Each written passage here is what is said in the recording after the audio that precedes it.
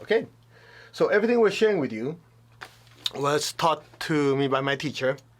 And just to give you a little background, growing up Chinese, Chinese, we grew up with Feng Shui, and we used to know, my mom and my dad used to say, okay, align your desk this way, put your bed this way, and they never explain anything, all right? And if from India, they call it Vastu.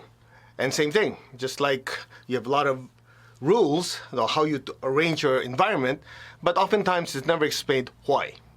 And it's interesting, I remember one time I was talking to my teacher and I said, Master, in Feng Shui, the number 4 is bad. And he looked at me and goes, how'd you come up with that conclusion? Oftentimes I would say stuff with such conviction, right? Knowing that if I'm sincere, it must be true. He looked at me and goes, how'd you come up with that conclusion? I said, Master, because in Chinese, the number 4 is Si. And in Mandarin, it's Si. And then death is Si. He looked at me and goes, and? That's it, Master. It sounds like it. He goes, that's not valid. Now, let me ask you. Do you know anybody named Jesus? Yeah? Are they always holy? No. So, it just simply means it sounds similar. And it's interesting, in Feng Shui, it's like that. A lot of rules, a lot of stuff have been shared with us, and they said, do this. Why? Because it is. And it's interesting that before we go in more detail, a lot of you might have played the game called telephone, where you say something to one part of the class. Let's say there's 20, 30 people in the class. You whisper something to the first guy, and they're supposed to whisper it until they get to the other end. Yeah?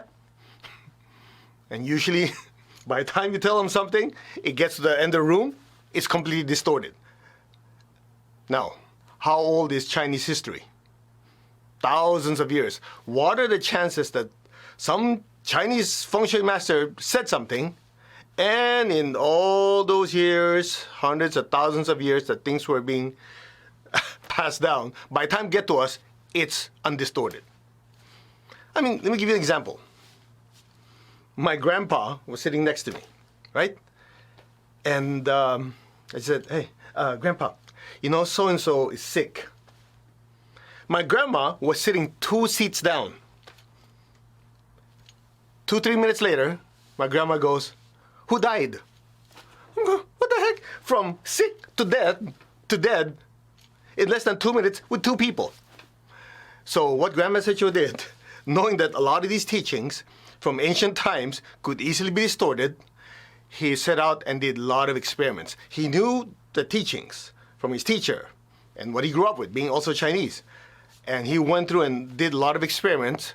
A lot of these rules, a lot of these Feng Shui principles, he had people with see energy actually look at it. Okay, when they say this is bad, why is it bad?